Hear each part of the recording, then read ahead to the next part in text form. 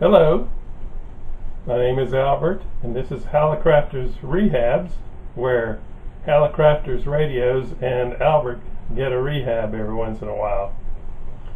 I have two objectives on this channel. One is to document certain things about Hallicrafters radios that are not well documented, and the second thing is to share my lessons learned, which are many.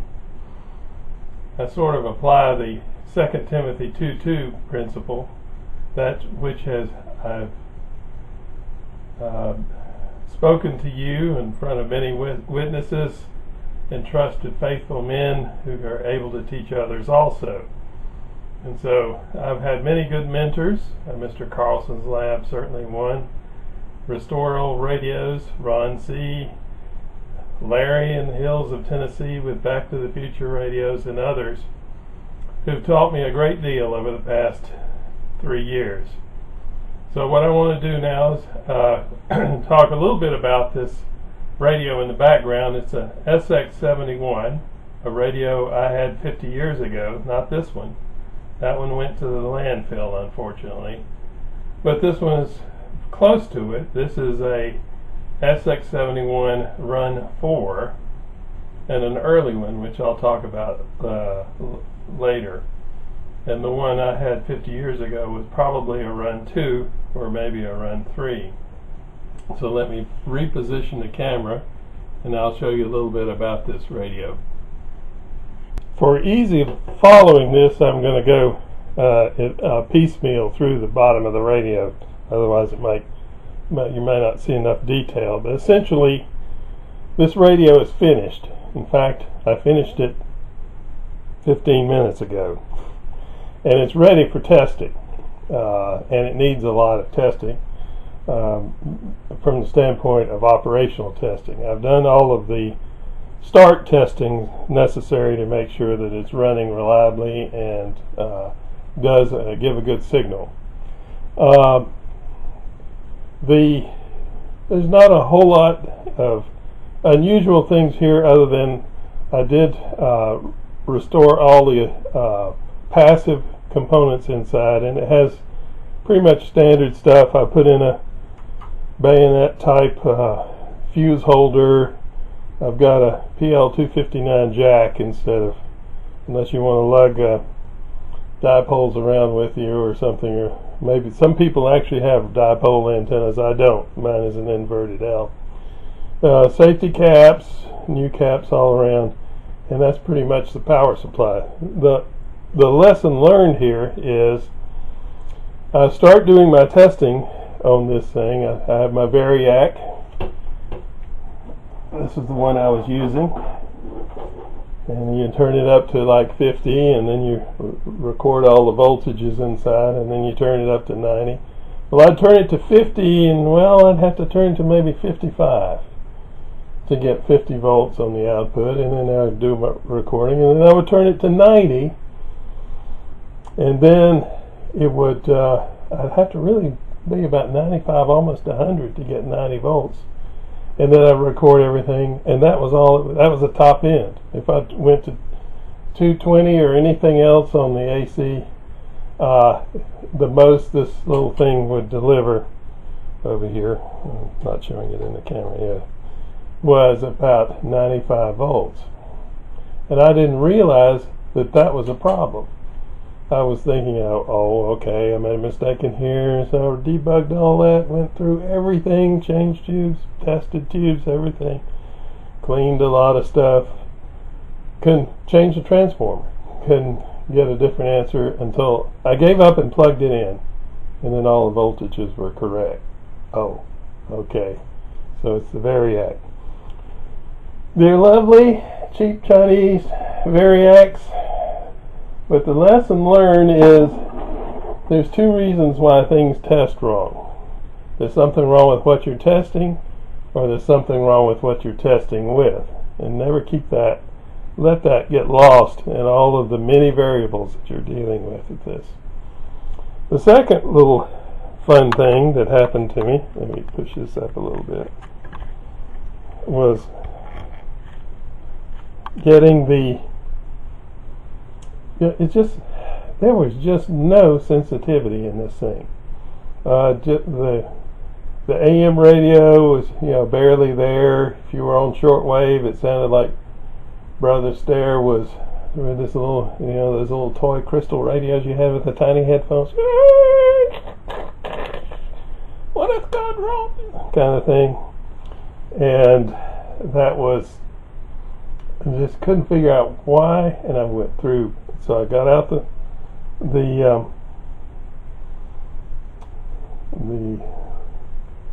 scope and the signal tracer and all this stuff, and I start going back, from this section is the antenna section to the RF section.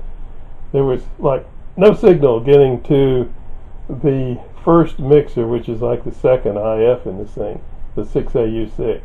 Well, there's something wrong there. Well, what could it be? You test everything out, check components, then start rework. Maybe it's just a weak oscillator section. Da-da. And then it occurred to me, well, that's also another possibility.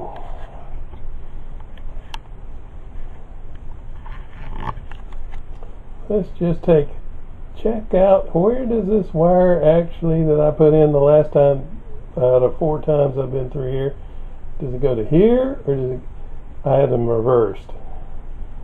So, broadcast band doesn't work well with the 2.075 kilohertz IF, does it? And the top 3 bands don't work well without one.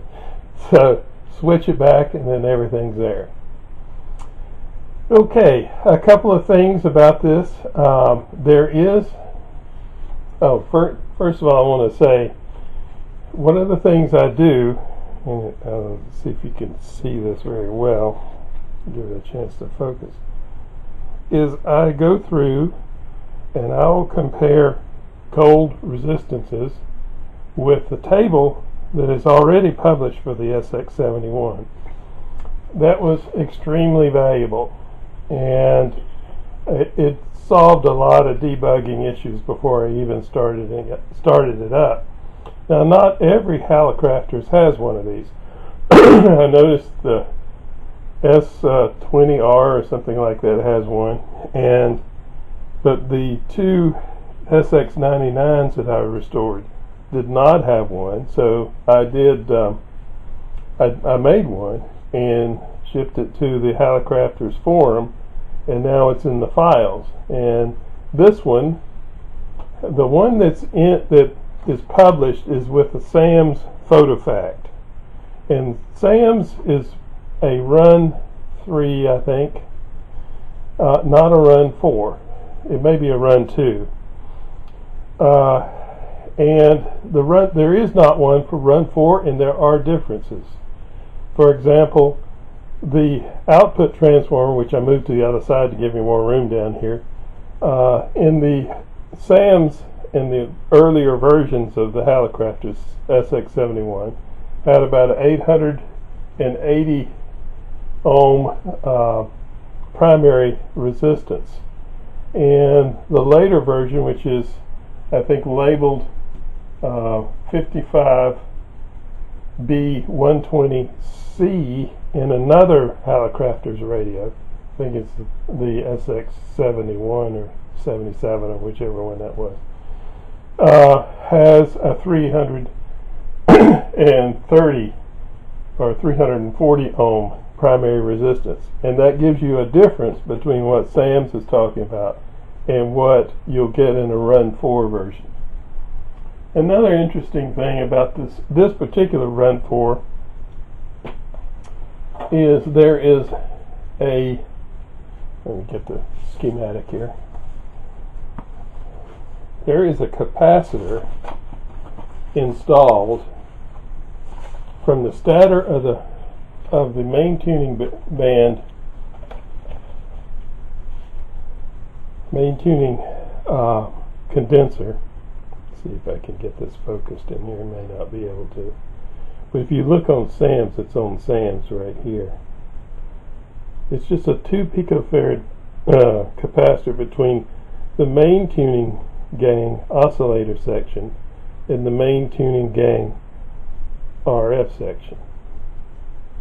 It's not in run 4, and it is necessary, at least for this set, and it was in this set, and it was in the radio I had 50 years ago. But I have been through every picture of the top of every SX-71 I can find on the internet, and I don't see it there, which is rather interesting. But it is there, and it is necessary. So this makes this an early run 4 set versus a later one. There is one other difference, which is I'm not entirely resolved on it. The way they configure T8, which is the first, let me get that in the picture here, which there's T8, which is the first, it's actually the first IF, the 2.075 IF circuit, which operates on bands 3, 4, and 5. The way they configure it in SAMs, which is not this way, there is a 3300 ohm resistor right here. No, I'm sorry. In run 4, there's a 330 ohm resistor. In this one, it is not there. And in SAMs, there is a resistor inside the can, as was in here, of it's up there, 330 ohms. And so your measurement will either be 330 ohms back to the B plus, or it'll be 660 or 680 ohms back to the B plus, depending on what version you have. And I haven't figured out whether that makes any real difference or not. Right now I have the resistor in the way run 4 schematics show it, which is right in here behind this pot. So that's another oddity about this radio.